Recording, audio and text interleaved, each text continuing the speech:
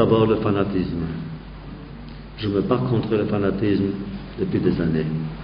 J'organise dans le monde entier des conférences sur le fanatisme. Je m'appelle l'anatomie de la haine.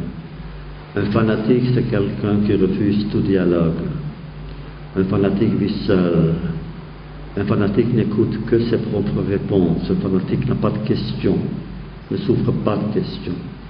Un fanatique pense que lui seul a le droit de vie ou de mort sur nous, tous qui ne le sont pas comme lui. Le fanatisme est dangereux. Mais le fanatisme suicidaire, qui est le terrorisme suicidaire, est le plus dangereux de tous.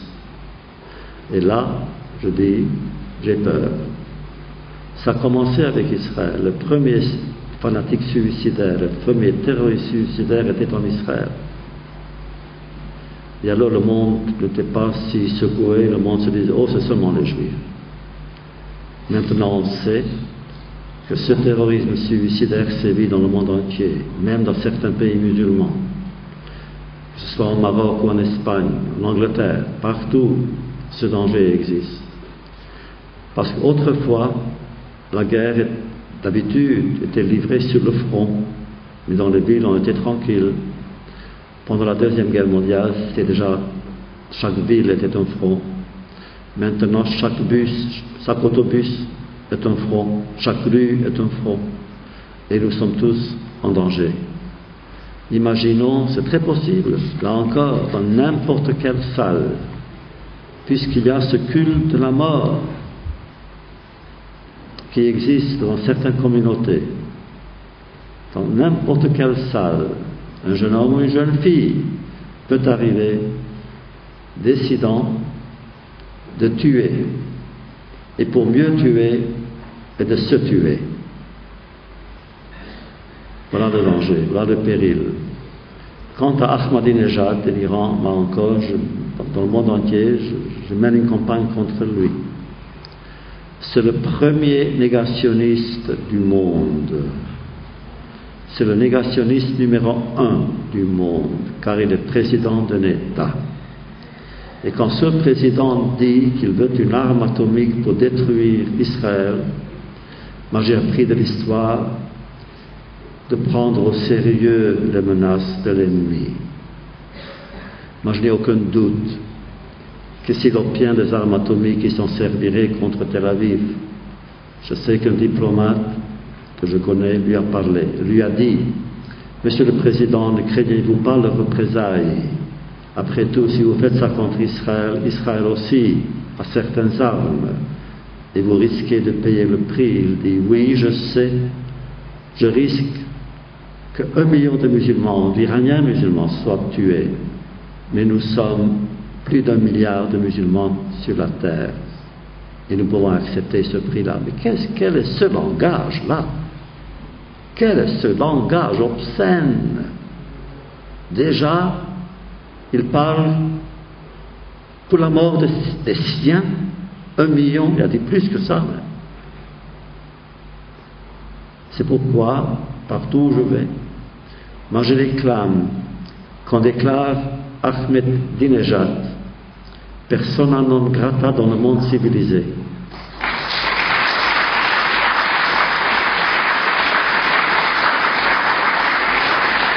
Qu'il ne soit invité nulle part. Je dirais même qu'on expulse l'Iran des Nations Unies tant qu'il est président. Et qu'on fasse n'importe quoi, qu'on fasse tout pour empêcher l'Iran de devenir nucléaire. Il ne faut pas que l'Iran devienne nucléaire, parce que à la tête de l'Iran, il y a un homme comme Ahmadinejad qui veut, que dit-il? Il dit, il n'y a pas eu d'Holocauste, mais il y en aura un, et c'est lui qui le fera. Alors, vraiment, on parlait de péril, on parlait de peur, oui, ce péril existe, et bien, oui, j'ai peur.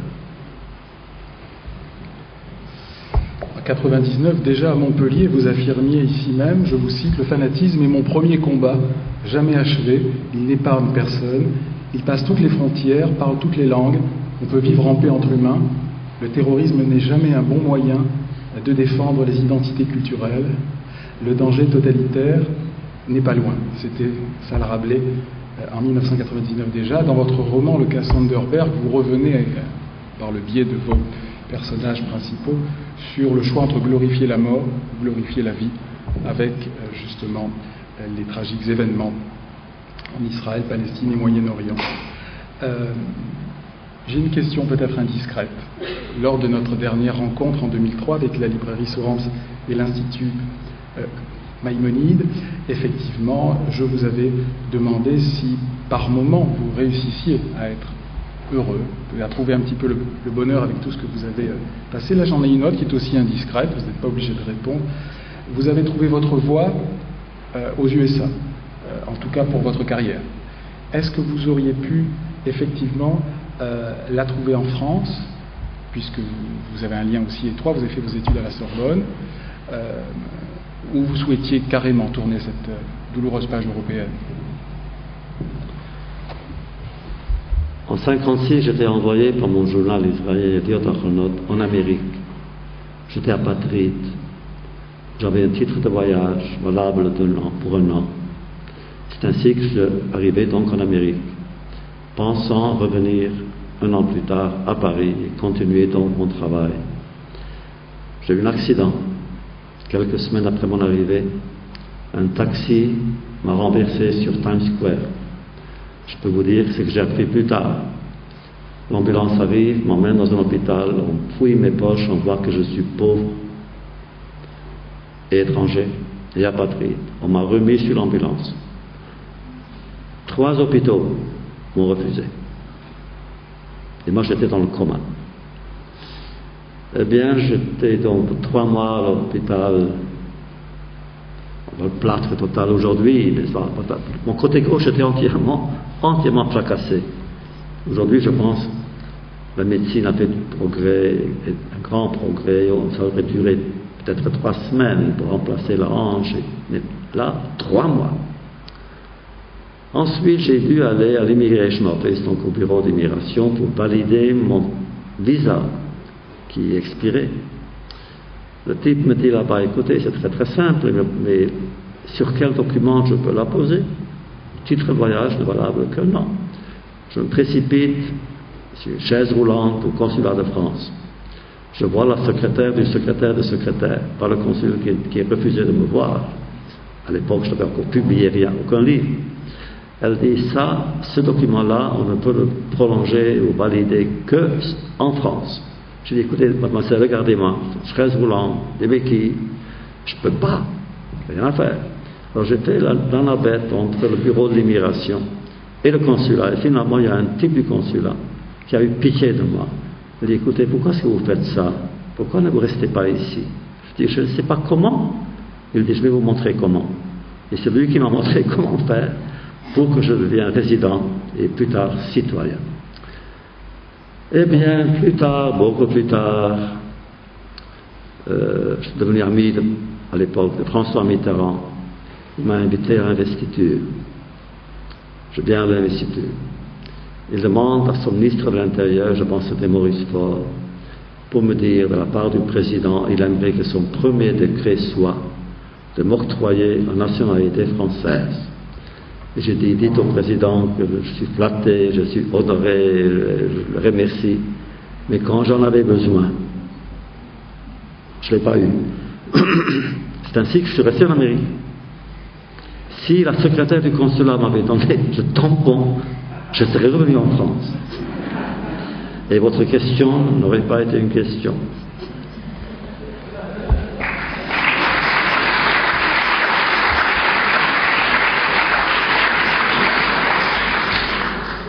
On a évoqué la mémoire du cardinal Lustiger que vous avez fort bien connu, décédé l'année dernière.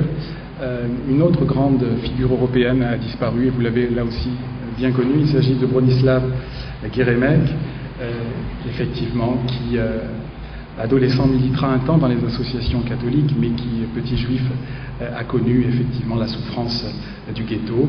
Il était partagé entre une double identité irréconciliable.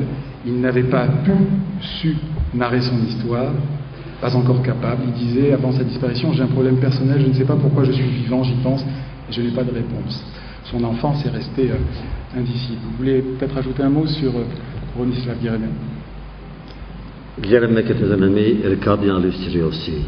On était très très amis. Guillerme d'abord. Oui, moi je l'ai connu en Pologne. Nous sommes venus aider à l'époque le mouvement de Solidarność et tout. Et là, il m'a raconté que lui, il était dans le ghetto de Varsovie. Mieux, il était dans la maison de Korczak, de Janusz Korczak, le grand pédagogue, qui aurait pu être sauvé, qui a suivi tous ses enfants à Treblinka. Mieux, il me dit que, oui, il est né juif, mais il était converti au catholicisme. Mais sa mère, dit-il, est restée juive. Où est-elle? Il dit, elle est morte. J'ai dit, où est-elle? Dit-il, dans un cimetière catholique. J'ai dit, pourquoi? Puisqu'elle était juive. Et lui m'a dit une chose terrible. Il me dit, parce que j'ai peur pour elle. Je voulais qu'elle soit tranquille. Vous vous rendez compte? Je n'ai jamais raconté cette histoire tant qu'il était vivant. Vous vous rendez compte? Il avait peur pour elle, dans la Pologne catholique. Quant à Lustiger, nous étions vraiment très très très proches. En fait, je pense quelques jours avant sa mort, je lui ai parlé encore au téléphone. Il me demandait de prier pour lui. Et j'en parle dans mes mémoires, je raconte un chapitre sur comment on est devenus amis. Au début, il est devenu archevêque de Paris. Et partout, il se disait, en fait, je suis un juif accompli. Et je me souviens, un jour, on lit ça dans tous les journaux, il se considère juif accompli. Ma femme et moi, on me dit, quand même, pourquoi est-ce qu'il dit ça? Je dis, parce qu'il est quoi? Il dit, tu devrais lui parler. Je suis d'accord. Je demande à un ami à Paris d'appeler Lustiger, le bureau de Lustiger, pour dire, en fait, je pensais qu'il ne voudrait pas me voir. Et je savais aussi que la publicité, la presse. Je demandais à un ami d'appeler le bureau pour dire que je vais faire un article dans le New York Times sur lui. Bon, tout de suite la réponse vient, il ne veut pas d'article, mais il absolument tient à me voir. Je viens. Nous étions seuls dans l'archevêché. Et on s'assoit, et je lui dis, Monseigneur, qui êtes-vous? Notre messager auprès d'eux, ou le leur auprès de nous? C'était pendant 6 ou 7 heures, on a eu une conversation. Et après, il m'a dit des choses très gentilles. Il dit, tout ce que je sais en fait de la religion juive, tout que je l'ai appris de toi. D'abord de vous, ensuite on a commencé à se tutoyer. J'ai dit, c'est ça que vous avez appris chez moi? Il faut absolument qu'on continue. Je dis, Monseigneur, vraiment, vous dites juif accompli. Qu'est-ce que ça veut dire? Que vous êtes meilleur juif que moi parce que vous êtes converti. Mais que dois-je dire? Je dis, n'importe quoi, mais pas ça. Il m'a promis de ne pas le faire. Et en effet, depuis, il n'a jamais plus répété cette expression-là. Il dit, oui, je suis juif, chrétien. D'accord, ça c'est vraiment son choix. Mais le mot accompli a disparu de son vocabulaire. Eh bien, on est restés très proches, on se voyait, on se parlait, on a mené des combats ensemble. C'était quelqu'un pour qui j'avais une profonde tendresse. Et en vérité, sa mort m'a rendu triste et me manque dans mon paysage intérieur, comme il y avait aussi.